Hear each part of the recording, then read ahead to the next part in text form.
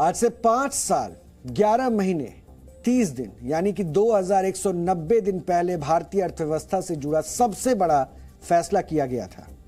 8 नवंबर 2016 को देश में नोटबंदी का ऐलान हुआ। 8 नवंबर को रात 12 बजे से 500 और 1000 के नोट को देश में बैन कर दिया गया और इस फैसले के कल 6 साल पूरे हो जाएंगे और अब इस फैसले का सीधे सीधे असर दिखने भी लगा है।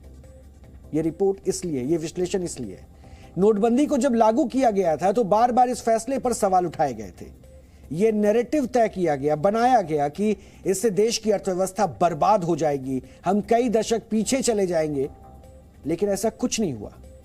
नोटबंदी के बाद देश ने कोरोना जैसे बड़े संकट का भी सामना किया और आज भारत की अर्थव्यवस्था दुनिया में सबसे तेजी से आगे बढ़ने वाली बन चुकी है। और इसके लिए देश में डिजिटल पेमेंट क्रांति को एक बड़ी वजह बताया जा रहा है। आईएमएफ जैसी अंतर्राष्ट्रीय संस्था भी भारत के डिजिटल क्रांति की आज तारीफ कर रही है।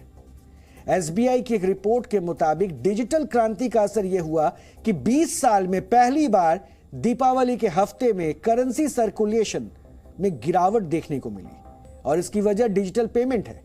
एसबीआई की रिपोर्ट यह बताती है कि इस वर्ष दिवाली में करेंसी सर्कुलेशन में लगभग 7600 करोड़ रुपए की गिरावट आई है। वहीं वर्ष 2020 में 43,800 करोड़ रुपए और वर्ष 2021 में 44,000 करोड़ रुपए की बढ़त हुई थी। और इस रिपोर्ट में यह भी दावा किया गया है, बताया गया है कि भारतीय अर्थव्यवस्था में बुनियादी बदलाव हो रहा है, यानी कि डिजिटल पेमेंट की ओर अर्थव्यवस्था अब तेजी से बढ़ रही है।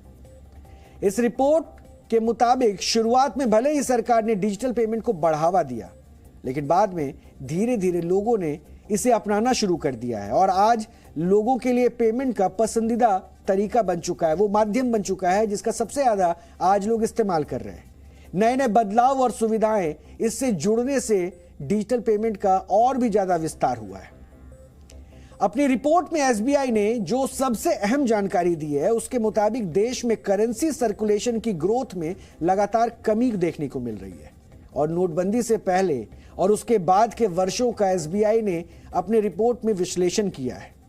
इसके मुताबिक वित्त वर्ष 2016 में करेंसी ग्रोथ 14.9% थी, तो वहीं फाइनेंशियल ईयर 2017 में करेंसी ग्रोथ निगेटिव में रहा क्योंकि इसी वर्ष नोटबंदी की गई थी और जबकि वित्त वर्ष 2018 में यह हाल के वर्षों में सबसे ज्यादा 37% था क्योंकि नोटबंदी के बाद का यह पहला वर्ष था और इसके बाद लगातार करेंसी सर्कुलेशन के ग्रोथ में गिरावट देखने को मिली और वर्ष 2019 में यह 16.8% और वर्ष 2020 में 14.5% था, जबकि वित्त वर्ष 2021 में फिर से करेंसी सर्कुलेशन बढ़ा और यह 16.6% हुआ। वजह कोरोना, लेकिन उसके बाद फिर से गिरावट आई और वर्ष 2023 में इसके घटकर 9% होने का अनुमान है। सीधे तौर पर यह संकेत है कि नोटबंदी के बाद डिजिटल पेमेंट को काफी बढ़ावा मिला है। अब आपको जी बिजनेस के मैनेजिंग एडिटर अनिल सिंघवी को सुनना चाहिए जो घटते करेंसी सर्कुलेशन और नोटबंदी के फायदे को बता रहे हैं। देश में आम जनता नोटों का इस्तेमाल अपने लेन देन के लिए कितना कर रही है ये पता चलता है करेंसी इन सर्कुलेशन के आंकड़े से। अब इन आंकड़ों के दम पर यह देखा जाता है कि अर्थव्यवस्था में, बिजनेस में, कारोबार में करेंसी नोटों के साथ साथ लेने और देने का प्रचलन कम हुआ है या ज्यादा हुआ है। इसे देखने के दो तरीके हैं। पहला तरीका तो यह कि कितने नोट सिस्टम में हैं जो लेन देन के काम में आ रहे हैं वो गिन लिए जाए, और दूसरा तरीका यह कि ये जो नोट हैं ये जीडीपी का कितना प्रतिशत हिस्सा है जो सर्कुलेशन में है। तो पहले तरीके में यह कि वित्त वर्ष 2016 जब डिमोनेटाइजेशन हुआ था, नोटबंदी हुई थी, तब करीबन 16,63,000 करोड़ रुपए के नोट सर्कुलेशन में थे, जो वित्त वर्ष 2022 में लगभग 31,33,000 करोड़ हो गए और वित्त वर्ष 2023 में लगभग 32,35,000 करोड़ के आसपास हो जाएंगे। यानी कि 2016 से 2022 के बीच में लगभग नोटों की संख्या, जिसे आप करेंसी इन सर्कुलेशन कह सकते हैं, ये हो गई दुगुनी। तो आपको लगेगा अरे ये तो नोट बहुत प्रचलन में बढ़ गए, दुगुने हो गए। अब इस आंकड़े को जरा जीडीपी ग्रोथ के साथ जोड़कर देखिए। जो 2016 में आंकड़ा था वो था जीडीपी का 12.1%, यानी कि 12% से थोड़ा सा ज्यादा हिस्सा था, उतने नोट प्रचलन में थे। अब समय के साथ जीडीपी बढ़ी है, जाहिर सी बात है बिजनेस एक्टिविटी बढ़ी है, कारोबार बढ़े हैं, लोगों की कमाइयां बढ़ी हैं, तो उसके साथ अब जो ये आंकड़ा है ये जीडीपी का 11.8% यानी कि 12% से थोड़ा सा नीचे, यानी कि 2016 से 2022 के बीच में 0.3% की एक्चुअली कमी आई है करेंसी इन सर्कुलेशन, या फिर यूं कहें कि नोटों के प्रचलन में। तो क्या वजह है ऐसा हुआ है? साफ है, एक आप खुद सोचिए 5-7 साल पहले आप और हम जितना डिजिटल पेमेंट का इस्तेमाल करते थे उसके मुकाबले में कहीं ज्यादा अभी कर रहे हैं। E wallets, IMPS, digital payments, ये सारे के सारे UPI, इन सब तरीकों से पुरानी जनरेशन में भी और अब जो नई पीढ़ी आ रही है उनमें डिजिटल पेमेंट का प्रचलन बहुत तेजी से बढ़ रहा है, क्योंकि ये सुविधाजनक है, आरामदायक है और ट्रांसपेरेंट, पारदर्शी भी है। पानी पूरी खाइए, डिजिटल पेमेंट कीजिए, सैलून में बाल कटवाइए, ई वॉलेट से पेमेंट कर दीजिए, देश के किसी छोटे से गांव में जाइए और ढाबे पर खाना खाइए या दुकान से कोई सामान खरीदिए और बिना कैश डिजिटल मोड से पेमेंट कर दीजिए। 5 स्टार होटल में खाइए, किसी बड़े ज्वेलरी शोरूम में जाइए, सिनेमा का टिकट खरीदिए या किसी नुक्कड़ पर चाय पीजिए या आइसक्रीम खाइए। पेमेंट के लिए कैश की जरूरत नहीं है, ई वॉलेट से सब कुछ हो जाएगा, क्योंकि देश में अब हर कोई यही कहता है कैश नहीं है, ई वॉलेट से पेमेंट कर देता हूं। यह है भारत में डिजिटल क्रांति की सबसे बड़ी सफलता और यह है UPI और ई वॉलेट की सफलता की कहानी। आज DNA में हम UPI के इसी सफलता की कहानी के बारे में आपको बताएंगे और साथ ही आपको दिखाएंगे कि कैसे ये डिजिटल क्रांति दुनिया भर में ऑनलाइन प्लेटफॉर्म के लिए एक चुनौती बन गई है।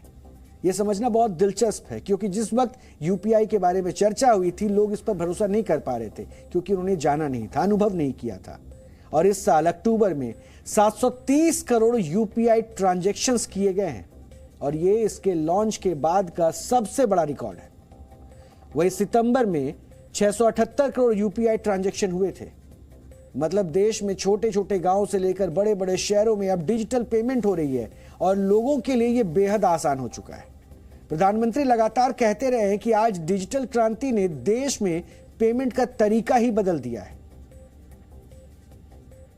हमने हर पंचायत को ऑप्टिकल फाइबर से जोड़ने का अभियान चलाया, जिसकी वजह से उत्तराखंड के कोने कोने में आज डिजिटल कनेक्टिविटी पहुंच रही। मैं आज देख रहा था इनके वे भी ऑनलाइन पैसे ले रहे थे, डिजिटल फिनटेक। मैं जरा हमारे पार्लियामेंट में कुछ बुद्धिमान लोग बैठते हैं, उनको बताना चाहता हूं कि मणा आई है, मणा। ये मेरे माणा में देखिए 8वीं कक्षा भरी हुई मेरी मां बहनें डिजिटल पेमेंट ले रही है। लेकिन क्या ये सब कुछ इतना आसान था? डिजिटल क्रांति जिसे हम कह रहे हैं, अब आपको वो बयान सुनना चाहिए जो संसद में विपक्ष की ओर से उस वक्त दिया गया था, जिसमें साफ तौर पर UPI पेमेंट पर सवाल खड़े किए गए थे। और प्रधानमंत्री मोदी अक्सर अपने भाषणों में इन बयानों पर व्यंग भी करते हैं। Tomatoes and pay 7 rupees 50 paisa by a credit card. What will the poor lady do? Does she have a POS machine there? Is it connected to a electricity source? Is there Wi-Fi there? Is the internet working there? Do you know that every village has got a village fair? In my part of the country, the village fair takes in turns. Monday in this village, Tuesday in the next village, Wednesday in that village. All over India. Everywhere. That is where you bring your produce and sell. Vegetable, fruit, baskets, toys, plastic. You bring it and sell.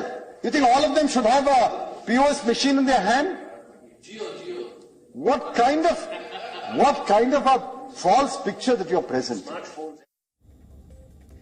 विपक्ष के पास दिक्कतों की पूरी list तैयार थी। Wifi नहीं है, payment कैसे होगा, हमारे देश में क्या 7 रुपए के लिए भी क्रेडिट कार्ड निकाला जाएगा। लेकिन भरोसा था इस बात को लेकर कि देश बदलने को तैयार है और वो बदलाव हुआ। और इसीलिए शायद हम आपको बता रहे कि देखिए ऑनलाइन ट्रांजैक्शन आज लोगों के लिए सबसे ज्यादा भरोसेमंद हिस्सा बन चुका है।